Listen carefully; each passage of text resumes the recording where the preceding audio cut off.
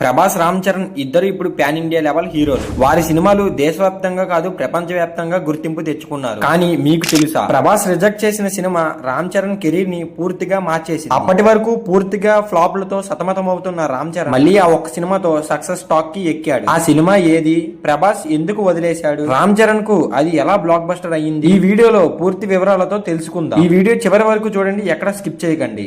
ఇప్పుడు వీడియోలోకి వెళ్ళిపోదాం. పాన్ ఇండియా స్టార్ ప్రభాస్ గారు తన కెరీర్ లో చాలా సినిమాలు రిజెక్ట్ చేశారు. వాటిలో కొన్ని తరువాత బ్లాక్ బస్టర్ అయ్యాయి. అవి ఏంటంటే, ఒకడు మహేష్ బాబు, ఆర్య అల్లు అర్జున్, సింహాద్రి మూవీ ఎన్టీఆర్ గారు, కిక్ రవితేజ, నాయక్ రామ్ చరణ్ గారు, జిల్ గోపీచంద్. ఇలా చాలా సినిమాలు మొదట ప్రభాస్ గారి దగ్గరికే వచ్చాయి. ఆయనకి టైం కుదరకో లేదా మూవీ షెడ్యూల్ వల్ల ఆయన ఆ మూవీస్ ని తీసుకోలేదు. 2015లో విడుదలైన తమిళ సినిమా తనా ఓరువన్, జయం రవి హీరోగా, అరవింద్ స్వామి విలన్ గా ఈ మూవీ సూపర్ హిట్ అయ్యింది. ఈ సినిమా మొదట ప్రభాస్ గారితో చేయాలని దర్శకుడు మోహన్ రాజ్ ప్లాన్ చేశారంట. కానీ ఆ టైంలో ప్రభాస్ గారు పూర్తిగా బాహుబలి షూటింగ్ లో బిజీగా ఉండడంతో ఈ మూవీని వదిలేశాడు. తనీ ఓర్మన్ సినిమా తెలుగులో ధ్రువతో రీమేక్ చేశారు. దర్శకుడు సురేందర్ రెడ్డి, హీరో రామ్ చరణ్ గా ఈ సినిమా 2016లో విడుదలై సంచలన విజయం సృష్టించింది. అసలు రామ్ చరణ్ గారి టర్నింగ్ పాయింట్ ఏంటంటే, ధ్రువకి ముందు సినిమాలు గోవిందుడు అందరు వాడేలే, బ్రూస్లీ ఈ రెండు సినిమాలు అంతగా ఆడలేదు. అలాంటి టైంలో ధ్రువ సినిమా వచ్చి రామ్ చరణ్ కు critical appreciation, mass and class audience support, career Boost అన్ని తెచ్చిపెట్టింది. విలన్ పాత్ర చేసిన అరవింద్ స్వామి ఇండియన్ సినిమా హిస్టరీలోనే స్టైలిస్ట్ విలన్ గా గుర్తింపు పొందాడు. ధ్రువ సినిమా సక్సెస్ లో